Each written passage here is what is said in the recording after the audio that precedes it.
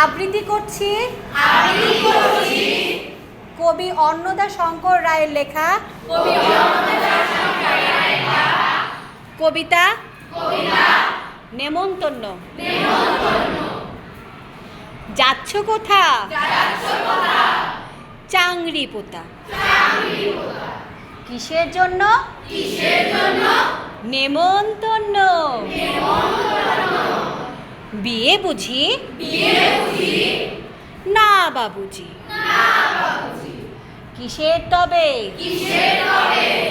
ভোজন হবে। শুধুই ভোজন? প্রসাদ ভোজন। কেমন প্রসাদ? যা খেতে স্বাদ। কি খেতে চাও? ছানার পোলাও। ইচ্ছে কি আর? সরপুরিয়ার। আহ কি আয়েশ! না না রাবড়ি পায়েস।